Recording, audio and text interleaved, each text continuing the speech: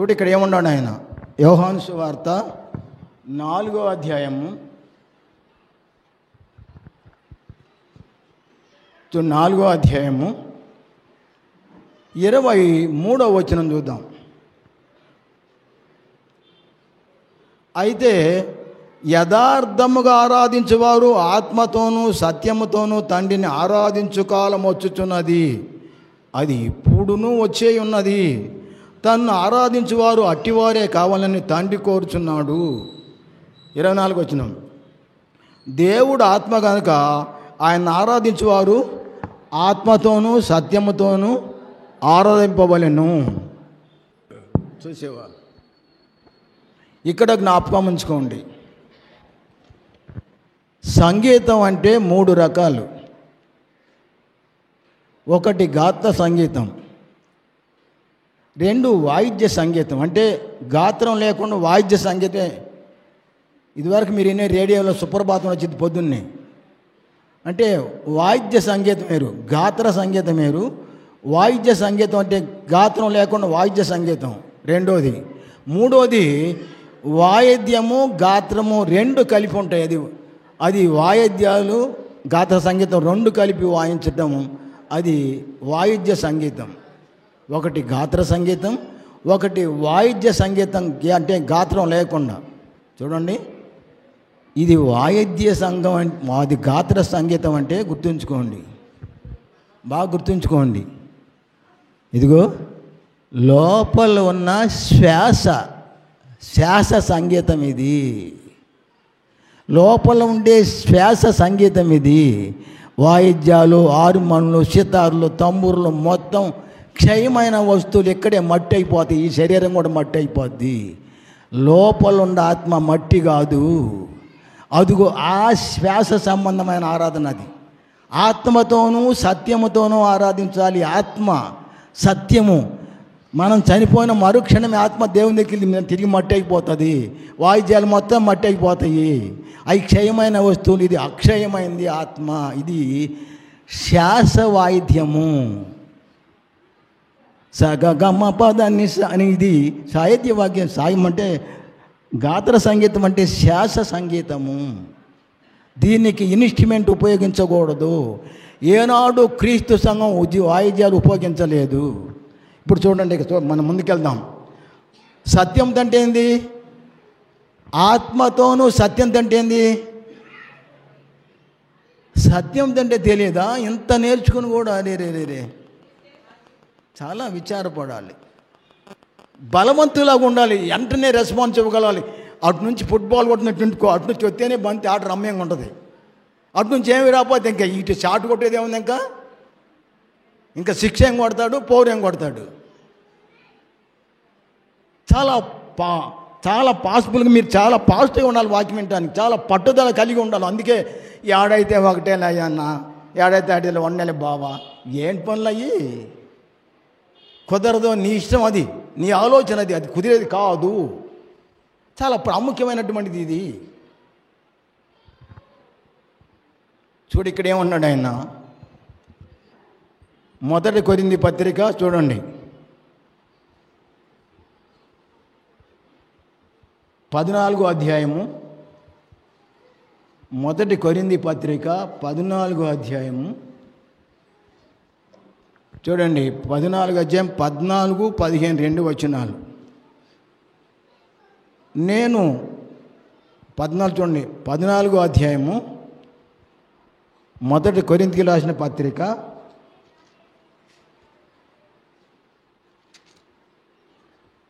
14వ అధ్యాయము 14వ వచనం చూడండి.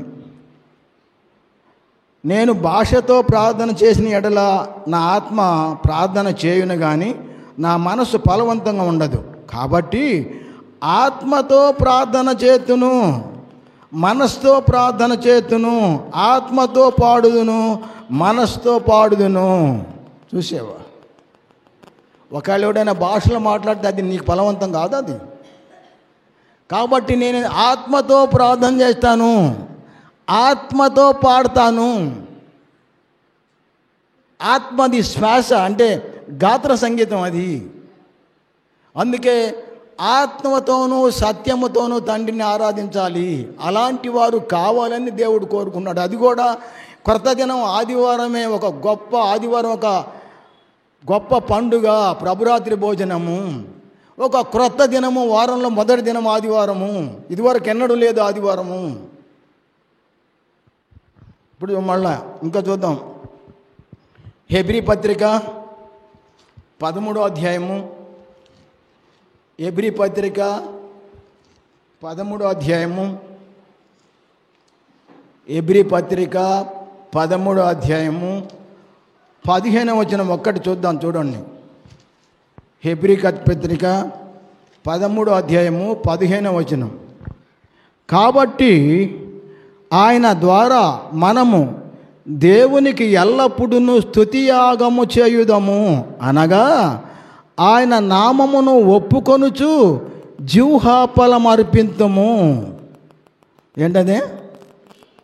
చూడేమన్నాడు 15వ వచనంలో. కాబట్టి ఆయన ద్వారా మనము దేవునికి ఎల్లప్పుడూ స్తుతియాగము చేయుదము, అనగా ఆయన నామమును ఒప్పుకొనుచు జిహ్వాఫలము నాలుక జిహ్వాఫలము అర్పింతుము. ఎల్లప్పుడూ స్తుతించుతూ జిహ్వాఫలం అర్పింతుము. వాయిద్యంతో కాదు, ఆత్మతో, ఈ శ్వాసతో. శ్వాస సంగీతం అది. అందుకు అందరూ ఆరాధనలో, ప్రారంభ ప్రార్థనలో, కీర్తనలో, వాక్య పరిచర్యలో, ప్రభురాత్మని కానుకలు అన్నిటిలో ఉండాలి. మొదటే రావాలి. ఇంకా చూడండి మళ్ళా ఎఫెసీ పత్రిక 5వ అధ్యాయము. ఎఫెసీ పత్రిక 5వ అధ్యాయము చూడండి. 5వ అధ్యాయము, ఎఫెసీ పత్రిక 5వ అధ్యాయము 19వ వచనం చూడండి. ఎఫెసీ పత్రిక 5వ అధ్యాయము 19వ వచనం. ఒకనికొకడు కీర్తనలతోనూ సంగీతములతోనూ ఆత్మ సంబంధమైన పాటలతోనూ హెచ్చరించుచు మీ హృదయములలో ప్రభువును గూర్చి పాడుచు కీర్తించుచు. ఇక్కడ చాలామంది సంగీతం అని పొరపడతారు. చూడు ఇక్కడ ఏమన్నాడు ఆయన, ఒకరినొకడు కీర్తనలతోనూ సంగీతములతోనూ ఆత్మ సంబంధమైన పాటలతోనూ, గాత్ర సంగీతమైన పాటలతో, ఆత్మ సంబంధమైన పాటలతోనూ హెచ్చరించుచు మీ హృదయములలో ప్రభువును గూర్చి పాడుచు కీర్తించుచు. ఇలా చేయాలి. కొలసీ పత్రిక, అపోస్తులైన పౌలు కొలసీలు రాసిన పత్రిక. ఇంటికాడ కూర్చుంటే ఏమీ రావు. 24 hours బైబిల్ చదువుతూనే ఉండాలి. లేకపోతే తెలియవు, ఇవి అర్థం కావు. మూర్ఖించి నేను ఎక్కడైతే నేను ప్రందా ఎత్తున్నాను, నేను కానుకెత్తున్నాను, నేను పరలోకానికి పోతావు. పోవు. అది నీ ఆలోచనది, నీ సొంత ఆలోచన. ఖచ్చితంగా పోవు. నువ్వు వంద అబద్ధం ఉన్నావు, క్రీస్తులో లేవు. నువ్వు మూర్ఖిస్తే రేపు తెచ్చితే సంగతి ఏంది నీకు?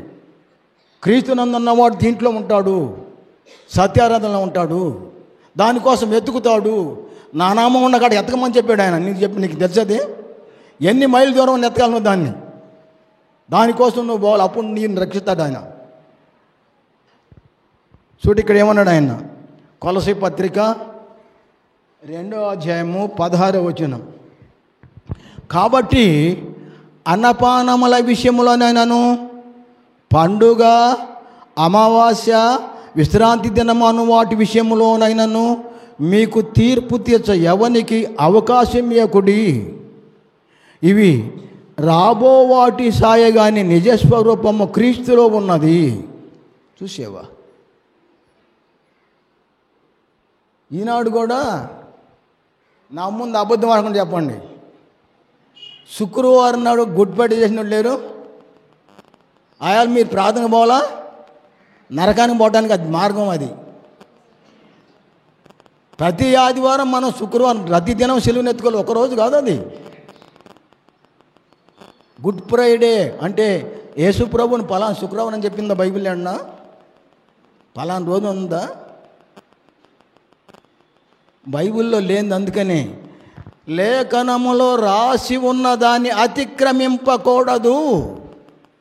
మొదటి కొరింథీ 4:6 రాసి ఏమైతుందో దాన్ని అతిక్రమించకూడదు. నువ్వు మూర్ఖంగా మాట్లాడుతూ నాకు అనవసరం మాట్లాడుకో. ఇది స్వతంత్ర దేశం, నేను ఇష్టమైన మాట్లాడుతున్నాను కాదంట. కానీ ఇది సత్యాన్ని తెలుసుకోవాలనే నా పోరాటం. నన్ను తెలియక దూషించే వాళ్ళైనా సరే క్రీస్తులో రక్షింపబడి నిత్య జీవనంలో ఉండాలనే నా ఆలోచన. అంతకు మేరకు ఏమీ లేదు. చూడండి, మొదటి కొరింథీ పత్రిక 4:6 చూడండి. మొదటి కొరింథీ పత్రిక 4:6. సహోదరులారా, మీరు మమ్మల్ని చూసి లేఖనములయందు వ్రాసి ఉన్న సంగతులను అతిక్రమింపకూడదని నేర్చుకొని మీరు ఒకని పక్షమున ఒకరిని మీద ఉప్పొంగుచున్నట్లు ఈ మాటలు మీ నిమిత్తమై మీ మీదను అపోళ్ళ మీదను పెట్టుకొని సాదృశ్య రూపంగా చెప్పి ఉన్నాను. మళ్ళా చదువుతున్న, సహోదరులారా, మీరు మమ్మల్ని చూసి లేఖనములయందు వ్రాసి ఉన్న సంగతులను అతిక్రమింపకూడదని. మరి వాయిద్యాలు లేకపోతే మాకు ఏమైందంటే ఏం చేద్దాం మనం? దీంట్లో లేవయి. నువ్వు వాయిస్తావు, వాయించుకో, నేను కాదని హక్కు మాకు లేదు. నువ్వు సర్దిద్దుకుపోతే నీకు శిక్ష తప్పదు. లేఖనాల్లో ఏమైతే రాసిందో దాని ప్రకారం చేయాలి. అది నేను చెప్పే మాటల ప్రకారం చేయక మీరు ప్రభువా ప్రభు నన్ను పిలవటం ఎందుకంటాడు ఆయన? రేపు ఏం చేస్తావు అప్పుడు? ఇంకా చూడండి, మళ్ళా కొలసీ పత్రిక 2:13 చూడండి. కొలసీ పత్రిక 2:13 చూడు, ఇక్కడ ఏమన్నాడు? మరియు అపరాధం వలనను శరీరమందు సున్నతి పొందక ఉండటం వలనను మీరు మృతులై ఉండగా దేవుడు వ్రాత రూపకమైన ఆజ్ఞల వలన మన మీద రుణముగాను మనకు విరోధంగా నుండిన పత్రమును మేకులతో సిలువకు కొట్టి దాని మీద చేవ్రాతను తుడిచివేసి మనకు అడ్డములేని దాన్ని ఎత్తివేసి మన అపరాధాలన్నింటినీ క్షమించి ఆయనతో కూడా మిమ్మల్ని జీవింపజేయుటకు ఆయన ప్రధానులను అధికారులను నిరాయుధులుగా చేసి శిలువ చేత జయోత్సవం చేత వారిని పట్టి తెచ్చి బాహాటముగా వేడుకకు కనపరిచెను. చూసేవారు ధర్మశాస్త్రాన్ని మన మీద విరోధంగా మనకి వ్యతిరేకంగా ఉన్న పత్రాన్ని, ఆ యొక్క ధర్మశాస్త్రాన్ని శిలువతో మేకులతో కొట్టి దాన్ని ఎత్తివేశాడు. ఇప్పుడు మనకి ప్రభు దినం వచ్చేసింది, కానీ శనివారం కాదు, విశ్రాంతి దినం కూడా ఎత్తేసాడు, ధర్మశాస్త్రం కొట్టేశాడు క్రీస్తునందుది. అది కొట్టే పని చాలామంది తెలియట్లేదు ఇప్పుడు కూడాను. ఇంకా చూడండి, మళ్ళా అపోస్తుల కార్యాలు 2వ అధ్యాయము ముందు 47వ కీర్తన చూడండి. 47వ కీర్తన 47వ కీర్తన చూడండి ఒకసారి బైబిల్లో. 47వ కీర్తన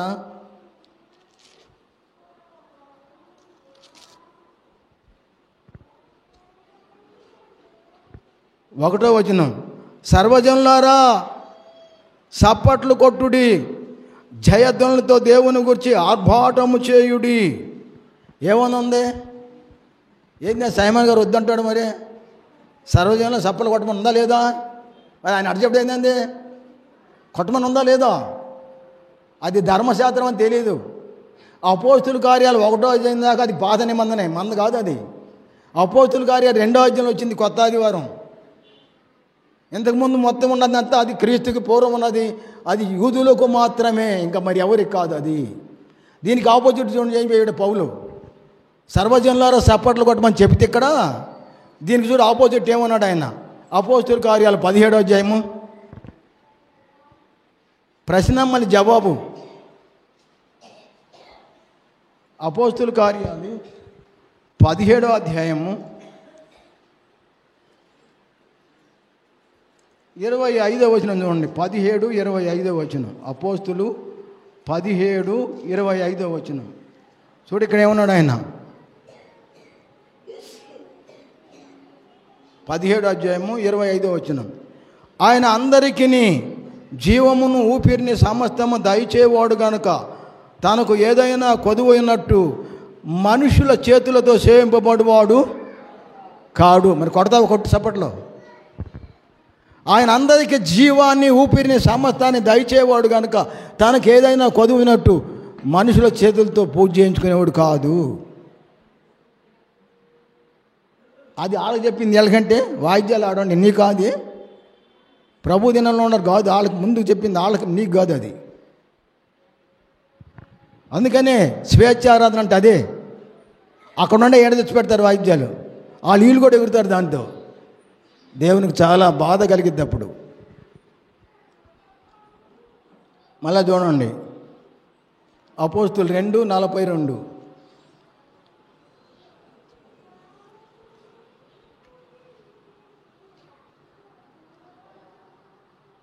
అపోస్తుల కార్యాలు 2:42 చూడండి. ఇక నేను వాక్యాన్ని ముగించబోతున్నాను, ఇంకో రోజు చూద్దాం. అపోస్తుల కార్యాలు 2:42.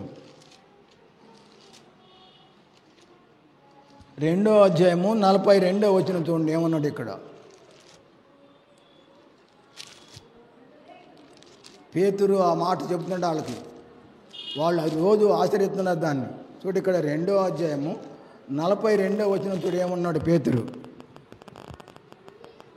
వీరు అపోస్తుల బోధయందు, సహవాసమందు, రొట్టె విరుచుడి యందును, ప్రార్థన చేయటందును ఎడతెగక ఉండిరి.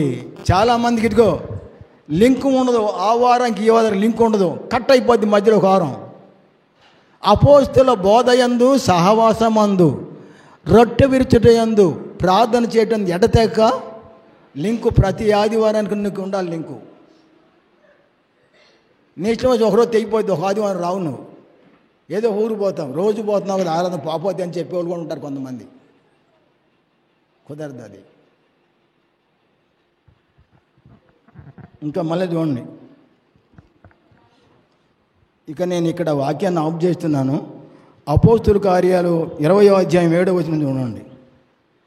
అపోస్తుల కార్యాలు 20:7. అపోస్తుల కార్యాలు 20:7. 20:7 చూడు ఇక్కడ పౌలు ఏం చెప్తాం చూడండి. 27 ఆదివారమున మేము రొట్టె విరుచుటకు కూడినప్పుడు. ఏ వారంనా? నీ ఇష్టమైన వారం కుడతారు చాలామంది. ఇది వారంలో మొదటి దినం, క్రొత్త దినము, ఒక కొత్త పండుగ, ప్రభురాత్రి భోజనము. చూడేమన్నాడు ఇక్కడ, ఆదివారమున మేము రొట్టె విరుచుటకు కూడినప్పుడు పౌలు మరునాడు వెళ్ళనయుండి వారితో ప్రసంగించుచు అర్ధరాత్రి వరకు విస్తరించి మాట్లాడుచుండెను. మేము కూడి ఉన్న మేడగదిలో అనేక దీపములుండెను. అప్పుడు ఐతకు అను ఒక యవనస్తుడు కిటికీలో కూర్చుండి గాఢ నిద్రపోయి పౌలు చాలాసేపు ప్రసంగించుతుండగా నిద్రాభారం వలన జోగి 3వ అంతస్తు నుండి కింద పడి చనిపోయిన వాడై ఎత్తబడెను. 3వ అంతస్తు మీద ఆ రోజుల్లో కూడా అంతస్తులు ఉండే కావాలి. కింద పడ్డాడు, చనిపోయాడేగా. అతన్ని తీసుకెళ్ళిపోతున్నారు. పౌలు వచ్చి అన్నాడు, ఉంచమన్నాడు. ఆదివారం నాడు చాలాసేపు వాక్యం చెప్పాడు ఆయన, రేపు మరో పట్టణం వెళ్ళాలని. అప్పుడు ఆయన 3 అంతస్తు కింద పడ్డాడు. ఆయన చనిపోయాడు. 3 అంతస్తు కదా, చాలా ఎత్తు ఉంటుంది కదా, కింద పడి చనిపోయాడు. తీసుకెళ్ళిపోతున్నారు. అప్పుడు పౌలు అన్నాడు, ఆపండి. చూడు ఏమన్నాడు చూడండి. చనిపోవడం ఎత్తబడిను. 10వ చూడండి. అంతటా పౌలు క్రిందికి వెళ్ళి అతని మీద పడి కౌగిలించుకుని, మీరు తొందరపడి అతని ప్రాణమతంలో ఉన్నదని వారితో చెప్పాను. అతడు మరలా పైకి వచ్చి రొట్టె విరిచి పుచ్చుకొని తెల్లవారు వరకు విస్తారంగా సంభాషించి బయలుదేరాను. వారు బ్రతికిన ఆ చిన్నవాణ్ణి తీసుకుని వచ్చినప్పుడు వారికి విశేషమైన ఆదరణ కలిగాను. చూసావా, చనిపోయిన వ్యక్తి మళ్ళా బ్రతికాడు. అప్పుడు చాలా విశేషమైనటువంటి ఆదరణ కలిగింది వాళ్ళకి. అన్న ఆదివారమే కానుకేయాలి, మళ్ళీ ఇక మిత్రవారాలు కాదు ఎక్కువ. 1 కొరింథీ 16 చెప్పి వాక్యాన్ని ముగిస్తున్నాను చూడండి. కానీ 1 కొరింథీ 16 40 నిమిషాలు అయిపోయింది, ఆపేస్తున్నాను. ఇక మొదటి కొరింథీయులకు రాసిన పత్రిక 16వ అధ్యాయము 1వ వచనం.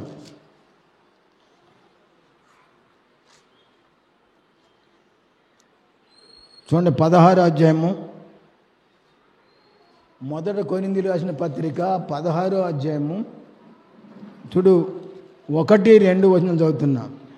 పరిశుద్ధుల కొరకైన కానుకల విషయమైతే నేను గలతీయ సంఘమునకు నియమించిన ప్రకారం మీరును చేయుడి. నేను వచ్చినప్పుడు సందా పోగు చేయకుండా ప్రతి ఆదివారమున మీలో ప్రతివాడును తాను వర్ధిల్లిన కొలది తన యొద్ద కొంత సొమ్ము నిలువ చేయవలెను. చూసావా? ఆదివారం నాడు నువ్వు వర్ధిల్లిన కొలది నువ్వు దేవునికి ఇవ్వాలి.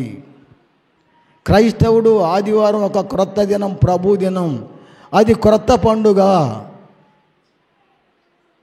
ఇంకో మాట చెప్పనిస్తారా? ఈ ఒక్క మాట చెప్పండి. చూడండి, కొత్త పండుగ అన్న మాట చూద్దాం. మొదటి కొరింథీ పత్రిక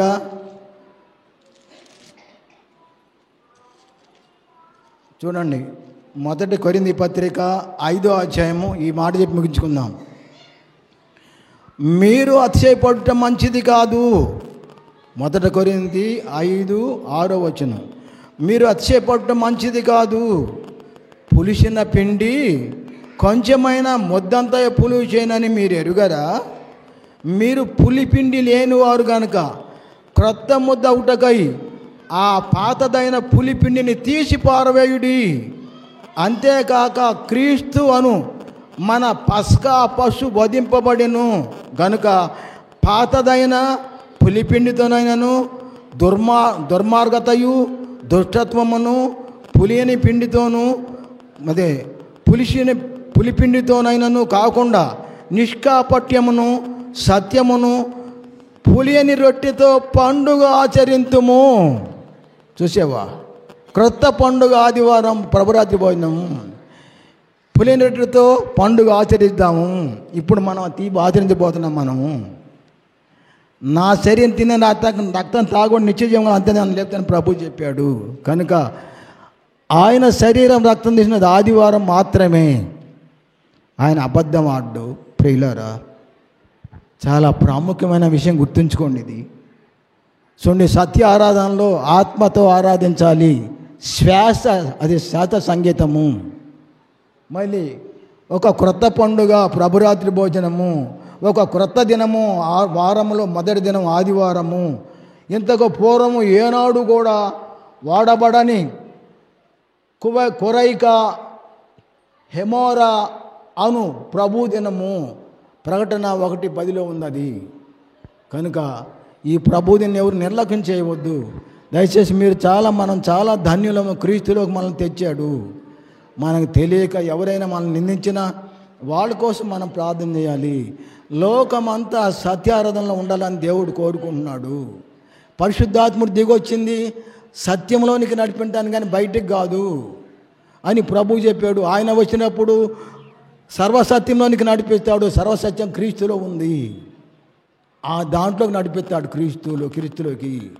ఈనాడు మరి ఈ మిగతా ఆరాధనలు మొత్తం క్రీస్తులో కాకపోతే రేపు శిక్ష తప్పదు. దయచేసి ఇది ఒక క్రొత్త పండుగ ప్రభురాత్రి భోజనము. వారంలో మొదటి దినము క్రొత్త అంటే ఆదివారం అన్న విషయాన్ని గుర్తుంచుకోవాలి మీరు. క్రొత్త దినము, క్రొత్త పండుగ. ఇంతకుముందు ఎప్పుడు ఈ ప్రభు యొక్క శిలువ మరణం ఆయన లేచిన తర్వాత స్టార్ట్ అయింది. ఇది అపోస్తుల కార్యం 2వ అధ్యాయంలోనే ప్రారంభమైంది. అప్పటి నుంచి కొనసాగుతుంది ఇది. కనుక మీరు కూడా చనిపోయిన దాకా మనం అందరం కూడా ఈ ప్రభురాత్రి భోజనం మరువకుండా ప్రతి ఆదివారం అపోస్తుల బోధ, సహవాసం, రొట్టె విరుచడి ఎడతెక్క ఉండాలని, చనిపోయిన దాకా నమ్మకంగా జీవించి నిత్య జీవంలో ఉండాలని దయగల దేవుడి మాటలు మనకు తెలియపరిచినందుకు తన కుమారుడైన యేసుక్రీస్తు ద్వారా మనందరి పక్షముగా కృతజ్ఞతాస్తుతులు స్తోత్రములు చెల్లిస్తూ ఉన్నాను. మీ అందరికీ వందనాలు తెలియపరుస్తున్నాను. మీరు నా కోసం ప్రార్థన చేయండి, నేను మీకోసం ప్రార్థన చేస్తాను.